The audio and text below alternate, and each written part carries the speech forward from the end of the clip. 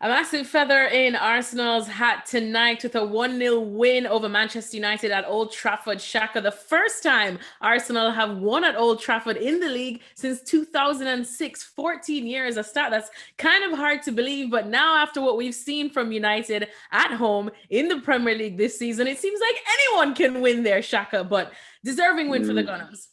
Yeah, it was. I was about to say, is that really that hard a stat to believe, or the fact that Arsenal come there and upended it? No, in all honesty. And as much as maybe you could and would expect more from Manchester United, especially what you see from them on those big European nights, again, United just flattered to deceive and offered not a whole lot in way of not just winning this game, but taking control and asserting any kind of supremacy, even home supremacy, over Arsenal. And in the end, penalty was the difference between the two, but neither were really that good. And with the pressure being on Manchester United, at the very least as a home team, I expected a whole lot more from them.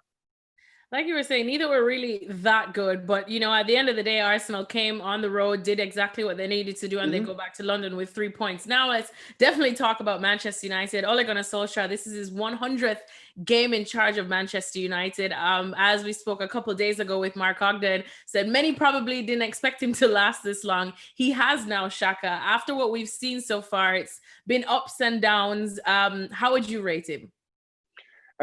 Still just bang average, and that's I'm being kind even then. I think one of the things that you've seen during Ole Gunnar Solskjaer's tenure is that every time they need a big result, they somehow get it. Every time it seems that the pressure is at a point where it's boiling over, Manchester United somehow produce a performance. We saw that against PSG a couple of seasons ago. We saw that against PSG this season. In Europe again, just this midweek. And then when you're looking for United to build some kind of momentum behind those results, you have not just results, but performances like you had today against Arsenal. And we'll go back to the next few days discussing the future of Ole Gunnar Solskjaer, whether he's the right man, with Pochettino still being available, are Manchester United board members quietly having a whisper in his ear. And then just at the point where you think, if United don't get a result here, Ole Gunnar Solskjaer will be packing his bags. They're going to go and beat somebody 5-0. And we're back to square one in having these conversations and enduring these results yet again. But right now, Manchester United, after this result, and I know it's still very early in the season, sitting 15th, not playing good football in the league. Whether results against PSG and RB Leipzig continue to keep him in the seat, only time can tell. But what you're seeing in the league, I'm sorry, I'm not sure where United fans or United players, for that matter, go from here.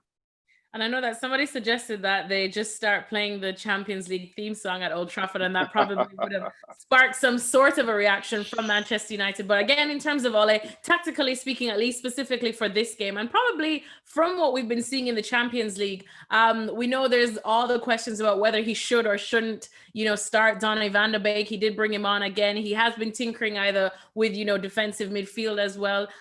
For you, has he found his best 11, and if so, what would it be, and probably why we didn't see the best of it today? Listen, I no, he hasn't found his best 11, and at times those players that you would think would be automatics on the team sheet haven't turned in performances. I'm thinking Paul Pogba here, even though I do feel for him at times. Bruno Fernandes, if he isn't magical, United can't seem to find any kind of rhythm, put together any kind of a performance. Van de Beek must be wondering what he needs to do to get into the starting lineup, because it seems regardless of results, he can't get a decent run in the team. Going back to midweek again, I was very surprised when I saw the starting team sheet against RB Leipzig, but then they put together that kind of a performance. Now, what do you do in the league games when those performances have kind of left you scratching your head? Do you rely on that starting lineup again, make that many changes, or go back to what had been your tried and trusted?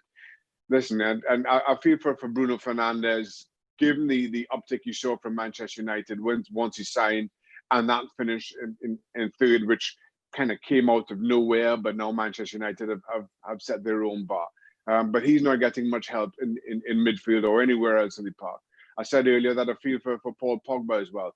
And listen, conceding the penalty as he did, you understand the criticism. At times, he just seems to saunter around the field. But at times, if you look at his performances a little bit more closely, and there was one play last 5 or 10 minutes of the game.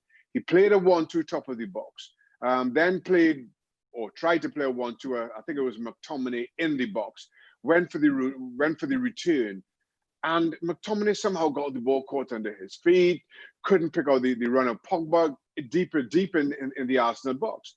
And now, for me, if you're talking about a club like Manchester United and what you expect from them and what you expect from their players, it was a basic return pass but from McTominay. And if he picks Paul Pogba out there, all of a sudden he's 6 yards away from Bernd Leno, albeit a little bit of an angle. And somehow McTominay makes a mess of that return ball, and you don't see the best side of Paul Pogba. And a lot of times, I feel that's where United have let him down. Now, don't get me, again, I'm not trying to cover up for the fact that at times Paul Pogba has let Manchester United down on a number of occasions. The penalty, as I mentioned. But at other times, I think he's being let down. And as a result, we're now going to step away from this performance and talk about the poor sides of Paul Pogba, as opposed to what could have been had he had the support around. Thanks so much for watching ESPN on YouTube. And for more sports highlights and analysis, be sure to download the ESPN app. And for premium content and live streaming, subscribe to ESPN Plus.